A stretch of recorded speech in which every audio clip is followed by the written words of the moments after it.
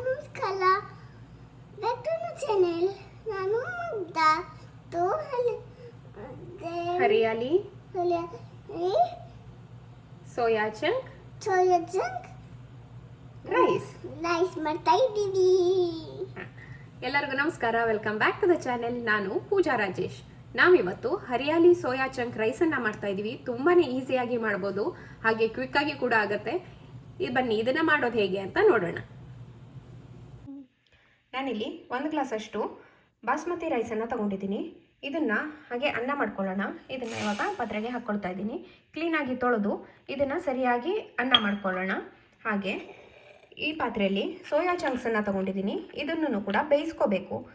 ನೀರನ್ನು ಹಾಕಿ ಇದನ್ನು ಚೆನ್ನಾಗಿ ಕ್ಲೀನಾಗಿ ತೊಳ್ಕೊಂಡು ಆಮೇಲೆ ಇದನ್ನು ಚೆನ್ನಾಗಿ ಬೇಯಿಸ್ಕೊಳ್ಳಿ. ನೋಡಿ, ಇಲ್ಲಿ ಅನ್ನ ಹಾಕೋದಕ್ಕೆ ಇಟ್ಟಿದ್ದೀನಿ.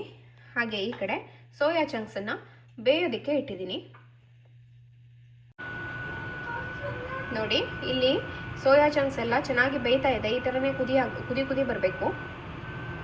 ಈ ಕಡೆ ಅನ್ನ ಕೂಡ ಆಗ್ತಾ ಇದೆ. ನೀವು ಇದನ್ನು ನಾರ್ಮಲ್ ಊಟ ಮಾಡೋ ಅಕ್ಕಿಲೂ ಮಾಡ್ಬೋದು. ಬಾಸ್ಮತಿ ರೈಸಲ್ಲಿ ಮಾಡಿದ್ರೆ ಫ್ಲೇವರ್ ಇರುತ್ತೆ, ಟೇಸ್ಟ್ ಚೆನ್ನಾಗಿ ಬರುತ್ತೆ. ಅದಕ್ಕೋಸ್ಕರ ನಾನು ಬಾಸ್ಮತಿ ರೈಸಲ್ಲಿ. ಮುಗ್ಧ, ನಾವಿಲ್ಲಿ ಏನೇನು ಇಟ್ಕೊಂಡಿದ್ದೀವಿ ಹೇಳ್ತೀಯಾ?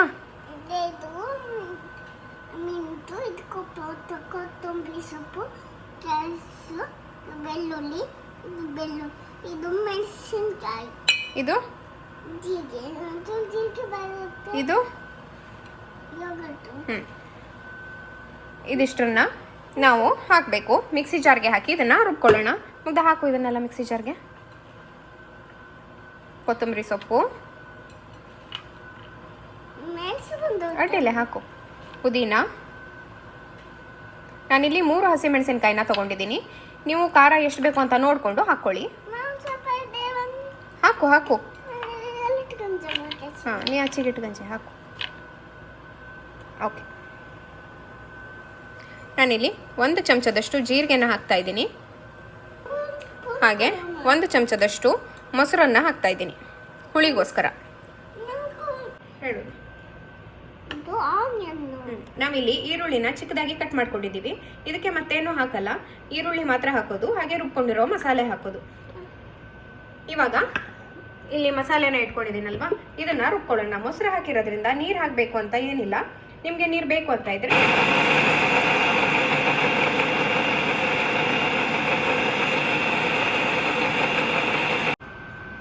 ಒಂದು ಪಾತ್ರೆಗೆ 1 ರಿಂದ 2 ಚಮಚದಷ್ಟು ಎಣ್ಣೆನ ಹಾಕ್ಕೊಳ್ಳಿ.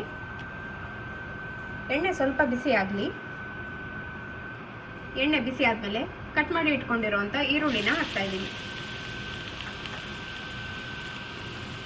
ಸ್ವಲ್ಪ ಉಪ್ಪನ್ನು ಹಾಕ್ತಾ ಇದ್ದೀನಿ. ಹಾಗೆ 1/4 ಚಮಚದಷ್ಟು ಅರಿಶಿಣ ಹಾಕ್ತಾ ಇದ್ದೀನಿ. ಇದನ್ನು ಸ್ವಲ್ಪ ಬಾಡಿಸ್ಕೊಳ್ಳೋಣ.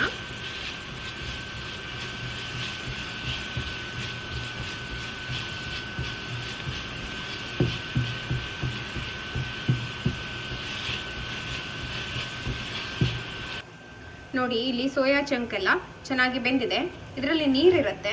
ಇದನ್ನು ಚೆನ್ನಾಗಿ ಹಿಂಡ್ಕೋಬೇಕು. ನೋಡಿ, ಈ ಥರ ಎಲ್ಲನೂ ಸ್ಕ್ವೀಸ್ ಮಾಡಿ ನೀರನ್ನೆಲ್ಲ ತೆಕ್ಕೊಳ್ಳಿ. ಆವಾಗಲೇ ನಾವು ಹಾಕಿರೋಂಥ ಮಸಾಲೆ ಅದಕ್ಕೆ ಹಿಡ್ಕೊಳ್ಳೋದು. ನೀರು ಇದ್ಬಿಟ್ರೆ ಚೆನ್ನಾಗಾಗಲ್ಲ. ನೋಡಿ, ಒಂದು ಸ್ವಲ್ಪನೂ ನೀರು ಇಲ್ಲದೆ ಇರೋ ಥರ ಈ ಥರ ಹಿಂಡ್ಕೋಬೇಕು. ನೋಡಿ, ಈ ಥರ ಆಗುತ್ತೆ. ಹೀಗೆ ಡ್ರೈ ಆಗಬೇಕು.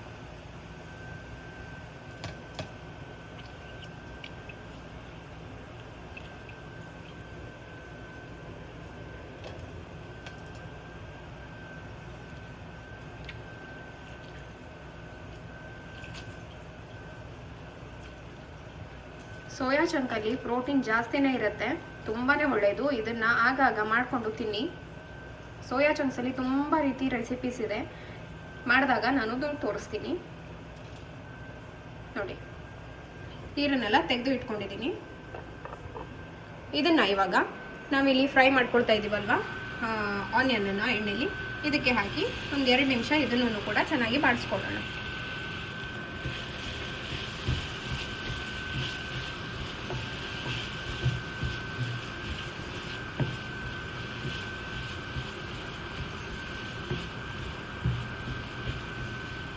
ನೀವು ಎಣ್ಣೆ ಜಾಸ್ತಿ ಬೇಕು ಅಂತಂದರೆ ಜಾಸ್ತಿ ಯೂಸ್ ಮಾಡಿ. ನಾನಿಲ್ಲಿ ಎಣ್ಣೆನ ಜಾಸ್ತಿಯಾಗಿ ಯೂಸ್ ಮಾಡ್ತಾ ಇಲ್ಲ.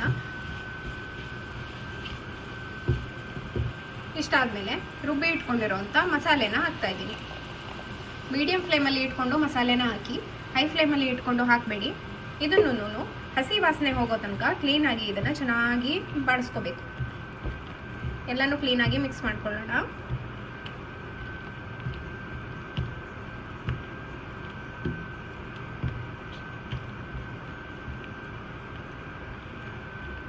ಸ್ವಲ್ಪ ಗಟ್ಟಿ ಆಗ್ತಾ ಇದೆ ಅಂದಾಗ ಲೋ ಫ್ಲೇಮಲ್ಲಿ ಇಟ್ಕೊಳ್ಳಿ.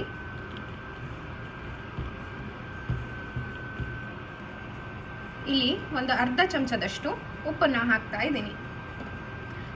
ಅನ್ನ ಹಾಕಿ ಆದಮೇಲೆ ರುಚಿಗೆ ಎಷ್ಟು ಬೇಕು ಅಂತ ನೋಡಿಕೊಂಡು ಉಪ್ಪನ್ನು ಹಾಕ್ಕೊಳ್ಳೋಣ. ಇವಾಗ ಮಸಾಲೆಗೋಸ್ಕರ ಸ್ವಲ್ಪ ಉಪ್ಪನ್ನು ಹಾಕಿದ್ದೀನಿ.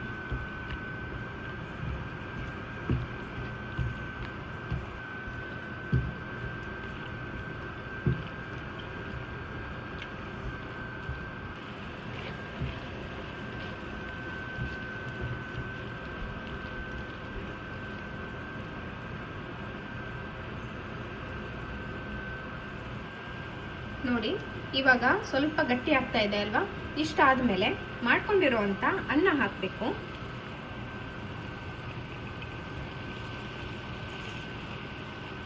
ಪೂರ್ತಿಯಾಗಿ ಅನ್ನ ಆಗಿರಬೇಕು. ಬಿರಿಯಾನಿ ಥರ 80% ಕುಕ್ ಆಗಿರೋದು ಆ ಥರ ಎಲ್ಲ ಅಲ್ಲ.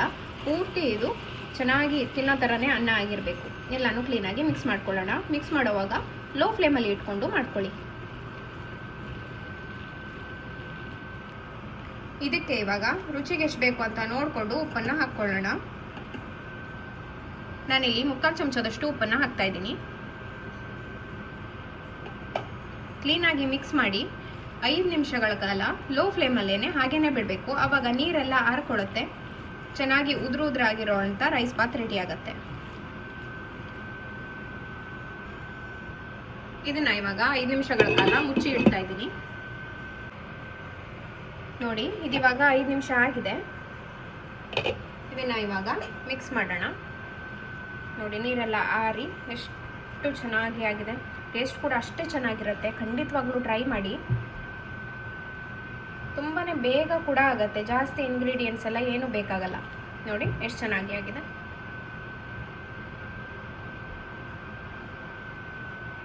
ಈ ರೆಸಿಪಿ ಇಷ್ಟ ಆಗಿದ್ರೆ ಲೈಕ್ ಮಾಡಿ, ಶೇರ್ ಮಾಡಿ, ಸಬ್ಸ್ಕ್ರೈಬ್ ಮಾಡಿ. ಮುಂದಿನ ವಿಡಿಯೋದಲ್ಲಿ ಸಿಗ್ತೀನಿ. ಅಲ್ಲಿ ತನಕ ನಮಸ್ಕಾರ.